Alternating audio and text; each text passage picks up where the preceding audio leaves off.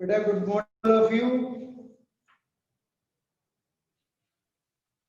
हमने बेटा direct variation वाली एक्सरसाइज कंप्लीट की थी। Now we are starting inverse variation. Inverse variation क्या है? अगर एक चीज इंक्रीज करती है तो उसके रेस्पॉन्स पे दूसरी कॉरस्पॉन्डिंग जो है वो क्या होता है, डिक्रीज हो जाती है। ठीक है, आवाज आ रही है? यहाँ पर बेटा इसमें इतना ध्यान रखना है आपको, जो इनवर्स वेरिएशन है तो दोनों का हमारा जो प्रोडक्ट है, हमने पहले भी आपको बताया था, वो कांस्टेंट रहता है। मतलब जैसे कि आप जैसे स्पीड बढ़ाएंगे, जैसे हमने निकाला कि आपको जो है डिस्टेंस कवर करनी है। डिस्टेंस यहाँ से आपको दिल्ली जाना है, दिल्ली की डिस्टेंस सपोज करो 100 किलोमीटर है। ठीक है, 100 किलोमीटर है। अगर आप क्या करते हैं, अपनी स्पीड इंक्रीज करते हैं। अगर आप 50 किलोमीटर पर आवर की स्पीड से जाएंगे तो आप देखो कितने घंटे लगेंगे, आपको 2 आवर लगेंगे, है ना। डिस्टेंस तो वही रहेगी 100 किलोमीटर। तो यहाँ पर आप देखो कि यहाँ पर स्पीड 50 है तो टाइम कितना लग रहा है, 2 आवर। अगर स्पीड आप अपनी और कम कर देंगे, 25 किलोमीटर पर आवर कर देंगे, तो टाइम कितना लगेगा, 4 आवर लगेगा। टाइम कॉरस्पॉन्डिंग जो है वो इंक्रीज हो जाएगा। तरीके से अगर आपकी स्पीड 100 किलोमीटर पर आवर की हो जाएगी तो टाइम कितना लगेगा आपका, 1 आवर लगेगा। तो यहाँ पर we are seeing that is the product of two terms always remain constant, है ना। 50 मल्टीप्लाई बाय 2, हर डिस्टेंस वही रहेगी आपकी 100 किलोमीटर। जैसे ही हम टाइम को इंक्रीज करते हैं, स्पीड को इंक्रीज करते हैं तो टाइम कम लगता है। ठीक है, अगर हम टाइम को बढ़ाएंगे, ठीक है, तो स्पीड आपकी कम हो जाएगी। हम चाहें कि ज्यादा तो वहां पहुंचने में तो आपको क्या करना पड़ेगा, स्पीड को डिक्रीज करना पड़ेगा। अगर हम चाहे टाइम कम लगे तो स्पीड को हमें इंक्रीज करना पड़ेगा। तो प्रोडक्ट हमेशा जो है इन दोनों टर्म का कैसा रहेगा, वो कांस्टेंट रहेगा, कॉरस्पॉन्डिंग टर्म्स। तो इस तरीके से हमने इसकी जो है वैल्यू हमने फाइंड आउट की है कि product of these two terms always remain constant. तो इसी के ऊपर बेस जो है ना, ये आपकी एक्सरसाइज है। तो एक्सरसाइज के मैं आपको क्वेश्चन कराता हूँ। Exercise 8.2, which of the following, question first is which of the following are the inverse variation? Number of student in hostel and consumption of food। ठीक है, तो देखिए कंजम्पशन ऑफ फूड जो है, नंबर ऑफ हॉस्टल में जैसे जितने भी है ना, आप देखो जितने भी स्टूडेंट इंक्रीज होंगे तो कंजम्पशन ऑफ फूड भी इंक्रीज हो जाएगा। तो ये इनवर्स वेरिएशन नहीं है। The time taken by a train to cover a fixed distance and the speed of the train, ठीक है, time taken by a train to cover a fix distance, distance आपकी fix है, तो यहाँ पर आपकी स्पीड ऑफ द ट्रेन जो होगी वो वेरिएट करेगी। टाइम जैसे हमने यहाँ पर डिस्टेंस फिक्स दी थी 100 किलोमीटर, ठीक है, तो हमने दोनों उसको चेंज किया था, तो ये कैसा हो जाएगा आपका, इनवर्स वेरिएशन हो जाएगा। Area of land and it's cost, ये आपका कैसा है, जितनी बड़ी जगह लेंगे तो उसको आपको ज्यादा पे करना पड़ेगा। ये direct variation. The number of people working at the time of complete the work, जब ज्यादा लोग काम करेंगे ना, that will take the less time. ज्यादा लोग काम करेंगे, है ना, तो आपका जो है टाइम कंजम्पशन जो होगा दैट विल बी लेस। क्या होगा, ये इनवर्स वेरिएशन होगा। The quantity of rice and its cost, quantity of rice जो लेते हैं, अगर हम ज्यादा क्वांटिटी लेंगे तो we have to pay more money, है ना। तो ये कैसा है आपका, ये डायरेक्ट वेरिएशन। तो डायरेक्ट वेरिएशन और इनवर्स वेरिएशन आपके समझ में आ गया होगा। ठीक है, अगर हम एक चीज को इंक्रीज करते हैं तो कॉरस्पॉन्डिंग टर्म भी अगर इंक्रीज हो जाती है, वो क्या कहलाता है आपका, डायरेक्ट वेरिएशन। क्वेश्चन नंबर आपका जो सेकंड है ना, समझ में आ गया। क्वेश्चन नंबर हम सेकंड की बात करते हैं। Observe the following table and find which pair of variables are in inverse variation. तो ये हमें दो जो टेबल दी हुई है इनको ऑब्जर्व करना।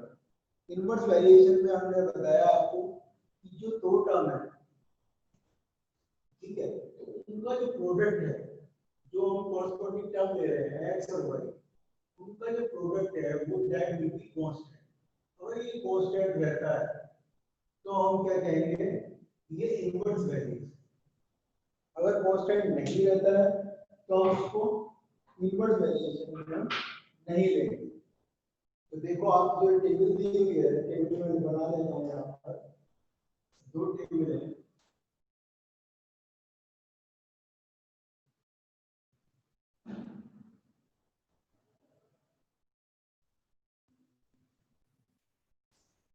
ये 90 10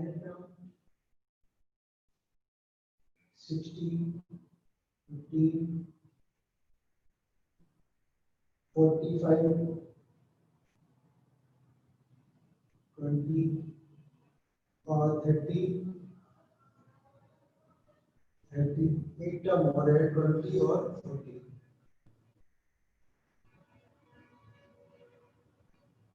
इसी तरीके से सेकंड टेबल भी है, वो भी यही बना लेते हैं।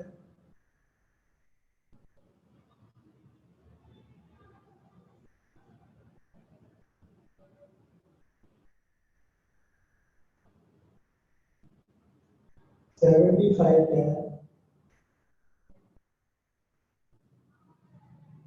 45 30 30 25 20 30 10 65। बेटे ये टेबल है आपकी, दो टेबल आपकी बीच में दी हुई है, इन टेबल की हम बात कर रहे हैं। तो इन टेबल में आप देखो कि अगर हम जो है इनकी मल्टीप्लाई करते हैं, एक्स और वाई का प्रोडक्ट अगर हम निकालते हैं, इनका प्रोडक्ट जो है वो कांस्टेंट रहना चाहिए। तो देखो 90 जो फर्स्ट टर्म है ना, फर्स्ट टर्म को जो है मैंने मान लीजिए नाम A1 लिख दिया। A1 का मतलब है एक्स और वाई का प्रोडक्ट, यानी कि 90 इंटू 10 कितना आता है आपका 90। इसी तरीके से दूसरी वाली टर्म का अगर हम प्रोडक्ट लेते हैं, दूसरी टर्म कौन सी, 60 और 50, 60 और 50 इन दोनों का प्रोडक्ट करेंगे, that will be also 900। The third term A3 equal to 45 into 20 900 है ना। ऐसे हम फोर्थ वाला चेक करते हैं, A4 30 into 30 that is also equal to 900। फिर A5 है आपका 20 into 45 900। तो यहाँ आप देख रहे हैं कॉरस्पॉन्डिंग जो है टर्म है उनका प्रोडक्ट जो है वो कैसा है आपका, कांस्टेंट रहता है ना, हमने सब में ऑब्जर्व किया। तो ये आपका कहता है आपका इनवर्स वेरिएशन। ठीक है, जो कंडीशन थी हमारी इनवर्स वेरिएशन की वो यहाँ पे क्या कर रही है, सेटिस्फाई कर रही है। तो सेटिस्फाई कर रही है तो ये आपका इनवर्स वेरिएशन। इसी तरीके से हम नेक्स्ट वाला चेक करते हैं। ठीक है, इसका नाम मान लिया हमने, जो प्रोडक्ट है B1 ले लिया हमने, तो B1 is equal to 75 into 10 is equal to 750। ये हो गया है ना। B2 निकालते हैं हम, सेकंड वाले का प्रोडक्ट निकालते हैं 45 into 30, ये कितना हो जाएगा 0 3 5 या 15 3 4 या 12 12 और 30। B3 ये निकाला हमने 30 into 25 यानी कि 750। फिर आपका 20 into 35 कितना हो जाएगा 700, फिर B5 को हम निकालते हैं, that will be equal to 10 into 60, ये 650 है। तो यहाँ हम चेक कर रहे हैं, ऑब्जर्व कर रहे हैं कि यहाँ पर जो है इन दोनों का प्रोडक्ट जो है दैट इज नॉट कांस्टेंट, ठीक है। तो ये इनवर्स वेरिएशन नहीं है, ये क्या है आपका, ये इनवर्स वेरिएशन। तो इनवर्स वेरिएशन की जो कंडीशन थी वो हमने चेक कर ली। इनवर्स वेरिएशन क्या होगा कि दो टर्म का जो है अगर हम प्रोडक्ट लेते हैं वो अगर कांस्टेंट रहता है वो क्या होगा आपका इनवर्स वेरिएशन, ठीक है। तो इस तरीके से हमने इस एक्सरसाइज को कंप्लीट किया। तो एक्सरसाइज को क्या है इस क्वेश्चन को, ठीक है। तो हम नेक्स्ट क्वेश्चन देखते हैं।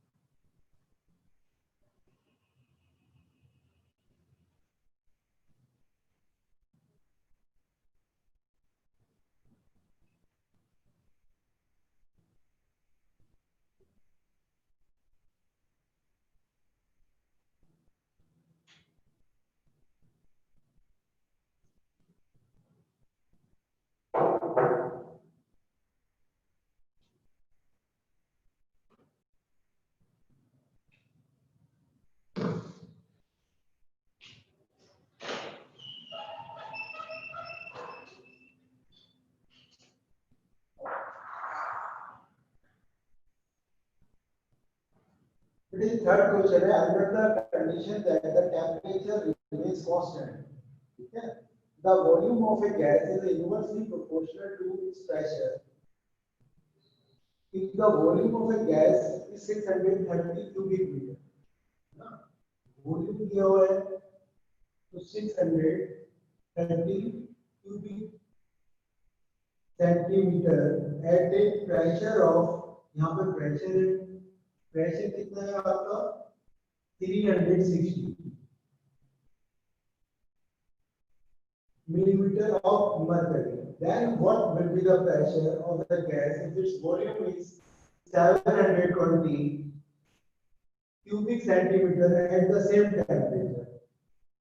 Okay, under the condition that the temperature remains constant, और temperature तो ये constant रहता है, तो इनका वॉल्यूम का और प्रेशर का जो प्रोडक्ट है that will be remain constant.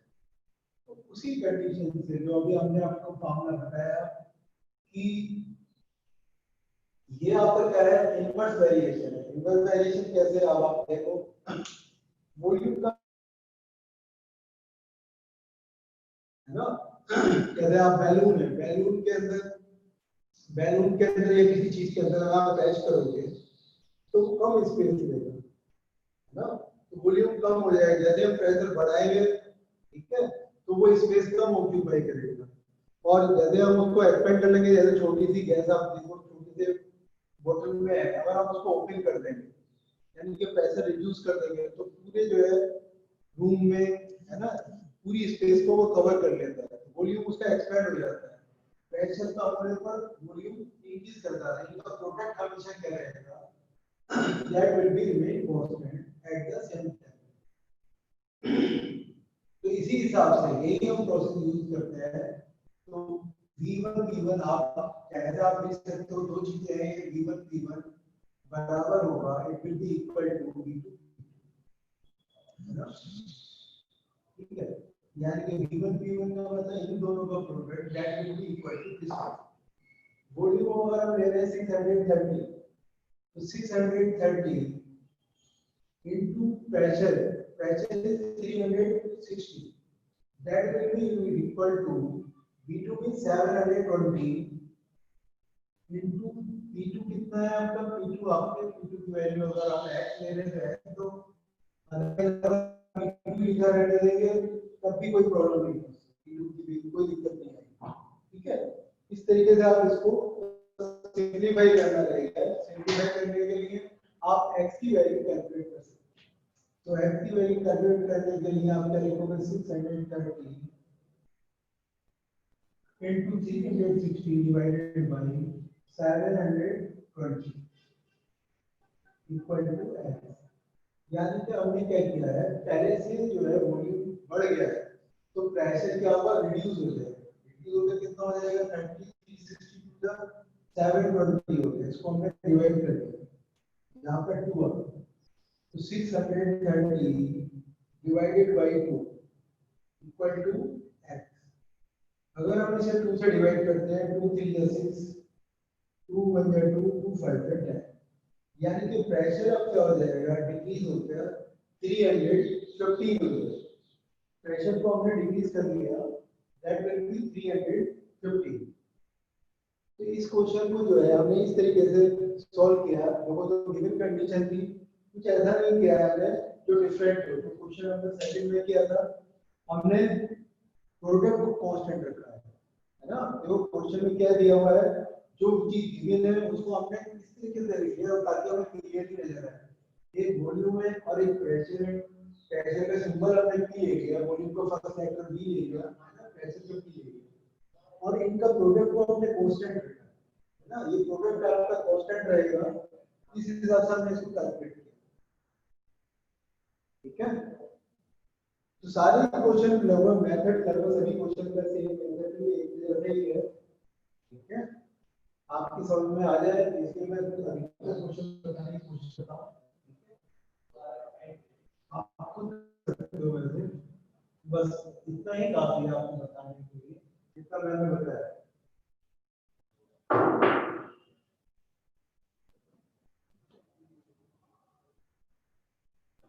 Question number 4 देखिए। क्वेश्चन नंबर 4 है, a packet of sweets was distributed among 20 children and each of them received 4 sweets। ठीक है, तो वो चिल्ड्रन है और स्वीट्स है। तो नंबर ऑफ चिल्ड्रन को हमें पूरा लिख देते हैं, चिल्ड्रन पूरा। यहाँ पर स्वीट्स आ रहा है। ठीक है, if we have 20 children, तो each child receive 4 sweets। Her child को कितनी मिल रही है, 4 sweets मिल रही है। ठीक है, how many sweets will each child get if the number of children is reduced by 4? अगर हम रिड्यूस कर देते हैं, रिड्यूस करके कितना रिड्यूस कर रहे हैं, रिड्यूस बाय 4, 4 से हमने रिड्यूस कर दिया, यानी कि 20 था, 20 को 4 से रिड्यूस करेंगे दैट विल बी 16। ठीक है, 20 को हमने 4 से रिड्यूस करा तो कितना हो गया, 16 हो गया। अब कितनी स्वीट्स मिलेंगी ये आपको बताना है। ठीक है, तो ये आप इस तरीके से आप इसको आप सिंपलीफाई कर सकते हो, चिल्ड्रन और स्वीट्स से। ठीक है, तो आप x y करके लिखना चाहो, x y करके लिख लो, है ना, आपके ऊपर है। x1 y1 equal to x2 y। मतलब स्वीट्स तो उतनी ही है ना। यहाँ पर जो है नंबर ऑफ स्वीट्स जो है दैट इज कांस्टेंट। ऐसा नहीं है कि स्वीट्स कहीं और से आ रही है, मगर बच्चे चले गए। जब बच्चे चले गए तो स्वीट्स उनको ज्यादा मिल गई, यानी कि x1 अगर हम चिल्ड्रन को दिखा रहे हैं और y1 स्वीट्स को दिखा रहे हैं, इनका product that will remain constant 20 into 4, it will be equal to 16 into x। या इसको आप y लिख लो ना, y को हम y की जगह y लिख सकते हैं।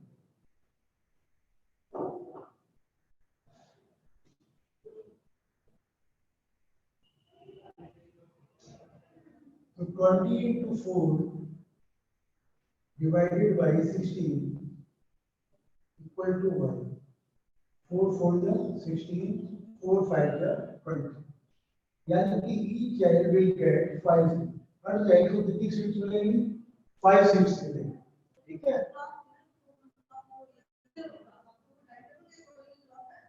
मुझे नेक्स्ट क्लास भी है, 10-15 पर भी है यहाँ पर, इसी मैंने यहाँ पर लिया।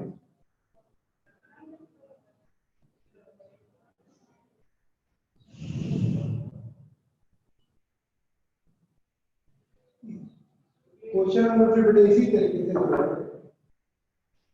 आप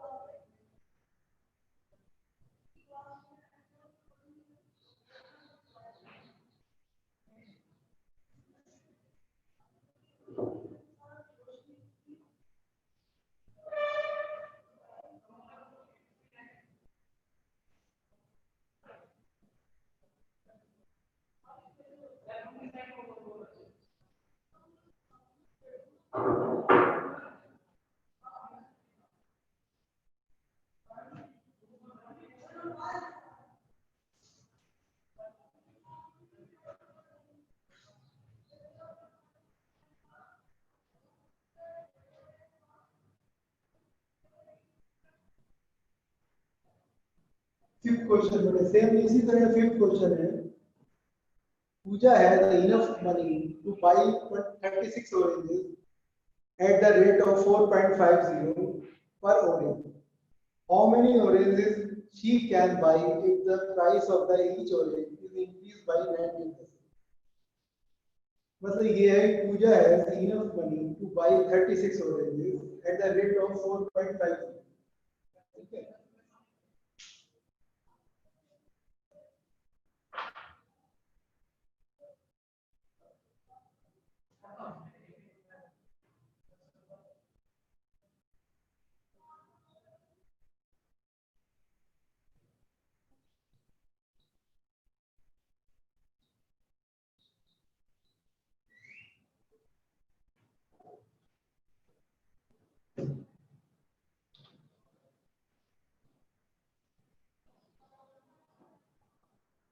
ये Pooja has enough money to buy 36 oranges at the rate of 4.50 per orange.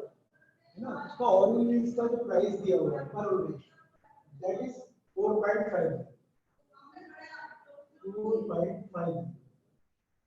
और देयर आर 36 oranges.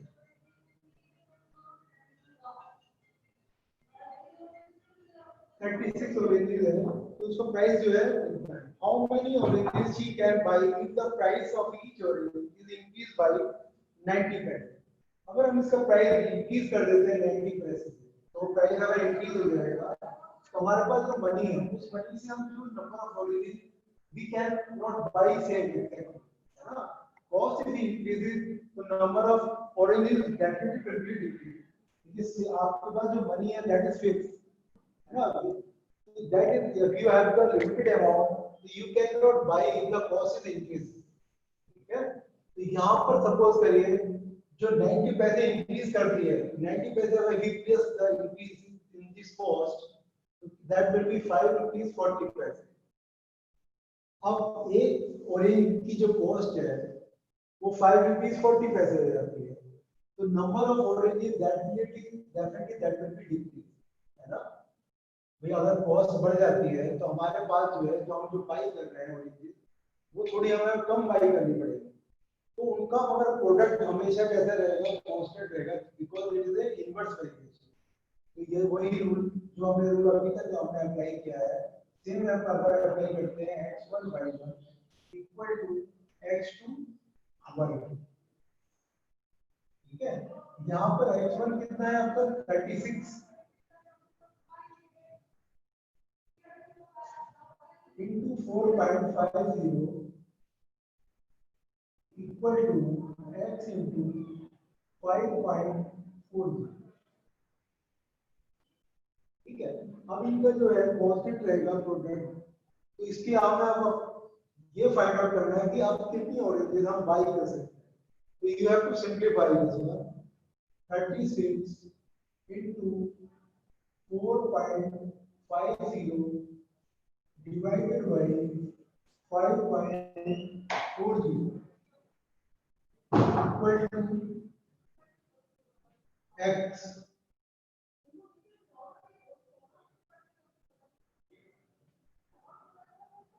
Decimal से decimal हम भी क्या लिखेंगे 9 5 45 9 6 54 0 से 0 भी क्या कैंसिल 6 6 36 6 5 30. अब आप ये देखो कि आप जो बाई कर सकते हो वो जो ऑरेंजेस होंगी दैट विल बी 30 ऑरेंजेस है ना. अब हम उतनी ऑरेंजेस बाई नहीं कर पा रहे हैं जितनी ऑरेंजेस हम पहले बाई कर रहे हैं. ठीक है तो यहाँ पर आप ये देखिए कि हमारी जो नंबर ऑफ ऑरेंजेस है वो थोड़ी सी आपकी क्या हुआ डिक्रीज हो जाती है. वो कितनी हो जाती है 36 से आपकी 30 पर. ठीक है, तो यहाँ पर हमने ये चेंज किया है, इस तरीके से आप कैलकुलेट कर रहे हैं। देखिए हमने कुछ भी नहीं किया, जैसे फर्स्ट वाले क्वेश्चन में जो फर्स्ट वाले टेबल में किया था इनवर्स वेरिएशन में प्रोडक्ट हमने कांस्टेंट रखा था, हर क्वेश्चन में हम क्या कर रहे हैं कि कोरस्पोंडिंग का प्रोडक्ट जो है कांस्टेंट, ठीक है, ये आपको ध्यान रखना है।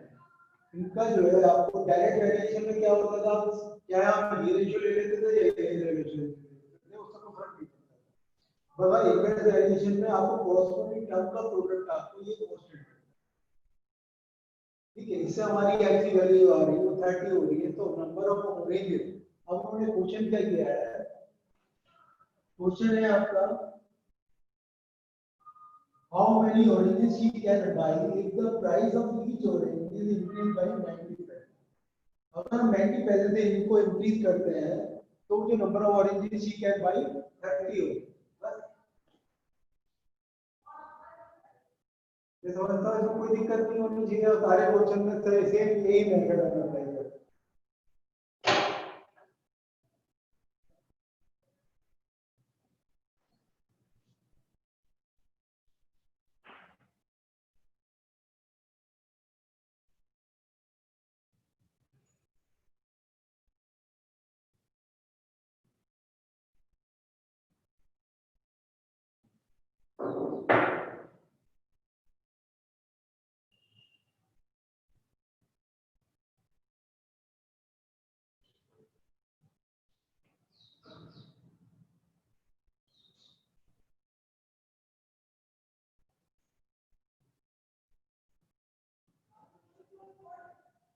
तो बेटा क्वेश्चन नंबर 6 है, if it takes 8 days and for 12 men to construct a wall, how many men should be put on the job if it is required to construct it in 6 days? ठीक है, यहाँ पर क्या है, days है और man है, तो यहाँ पे सपोज करो हम डेज देते हैं और यहाँ पर मैन देते हैं।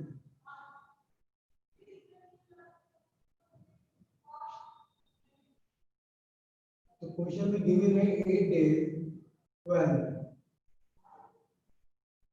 ठीक है, 8 डेज है तो 12 मैन कंप्लीट कर रहे हैं। हम ये चाहते हैं how many man should be put on the job if it is required to be constructed in 6 days. अब हमारा एम क्या है, 6 डेज में कंप्लीट हो जाए, अगर हमें 6 डेज में इसको कंप्लीट करना है, ठीक है, तो हमें जो है कितने मैन की रिक्वायरमेंट होगी ये बताना, ठीक है। तो अगर हमें ज्यादा कम दिन में कंप्लीट करना है तो हमें ज्यादा लोगों की जरूरत होगी, ज्यादा लोगों की जरूरत होगी, ठीक है, तो ये आपका एक चीज को हम कम कर रहे हैं, दूसरी इंक्रीज हो रही है, तो ये कैसा है आपका इनवर्स वेरिएशन, मगर इनका प्रोडक्ट कैसा रहेगा, प्रोडक्ट हमेशा कांस्टेंट रहेगा। तो आप इसको आप मल्टीप्लाई करेंगे तो 8 into 12 equal to 6 into x, ठीक है, वही हम लोग लगा रहे हैं x1 y1, ये जो हम पहले करते आ रहे थे, है ना, ये x1, अगर हम इसको x1 ले रहे हैं तो ये y1 हो जाएगा, तो इसको y ले लो, कोई बात नहीं, x1 y1 equal to x2 y2, y2 का मतलब है हमें ये वैल्यू फाइंड आउट करनी है कितने मैन की जरूरत पड़ेगी, y2 को मैंने y एज्यूम कर,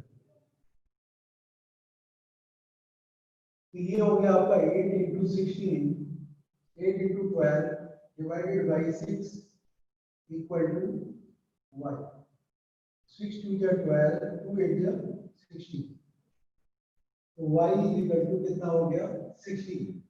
यानी कि अगर हम चाहते ही हैं कि वो काम आपका 6 डेज में कंप्लीट हो जाए तो हमें कितने लोगों की जरूरत पड़ेगी, तब हमें 12 लोगों की जरूरत चाहिए, 12 men required होंगे, ठीक है। If we want to finish this work in 6 days, we require 12 men, ठीक है। इस तरीके से हमने इन क्वेश्चन को किया है, आप क्या करेंगे आज इन्हीं क्वेश्चन को आपको समझ में आ गया होगा, कोई दिक्कत नहीं, आप खुद ट्राई करेंगे, है ना। और कोई प्रॉब्लम आएगी तो आपके पास तो जो है ना